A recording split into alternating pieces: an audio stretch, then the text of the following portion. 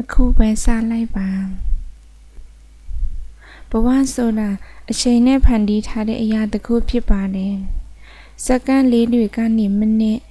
နစ်ကနေပြီးနာရီကနေနေ့ရက်ကနေလကနေနှစ်ကနေဘဝဆိုတာဖြစ်လာတာဖြစ်ပါတယ်ဒီတော့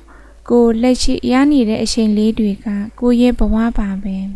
ဘဝဆိုတာအချိန်နဲ့ကန့်တက်ထားတဲ့အရာပါဘဝမှာနေချင်တယ်လို့နေလို့ရပြီမြင့်နေချင်တယ်လို့တော့နေလို့မရပါဘူးအချိန်ကာလတတ်မှတ်ချက်တစ်ခုအတွင်းမှာပဲနေထိုင်ကြရတယ်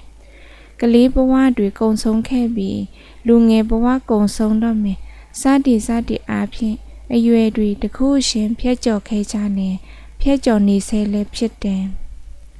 တချို့ဘဝတွေကပြန်ပြီးတန်းသားလို့ပဲရတော့တယ်ပြန်လို့ရှင်လို့မရတော့ဘူးဥပမာအားဖြင့်ကျောင်းသားဘဝကိုမရနိုင်တာမျိုးမိဘရင်ခွင်အတွင်းမှာအပူပင်ကင်းမဲစွာနေရှင်တာမျိုးတွေပါဒါကြောင့်ဘဝဆိုတာအချိန်ကန့်တတ်မှုရှိလို့ကိုယ့်ရဲ့အချိန်တွေကိုတန်ဖိုးမဲ့စွာမကုံဆုံးစေပဲ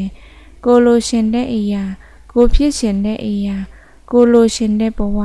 ကိုဖြစ်ရှင်တဲ့ဘဝအိမ်မက်ကိုအချိန်ရှိတုံးကျမ်းမာတုံးလုံနိုင်တုံးအခုပဲစားလို့ကြရအောင်လားတငယ်ရှင်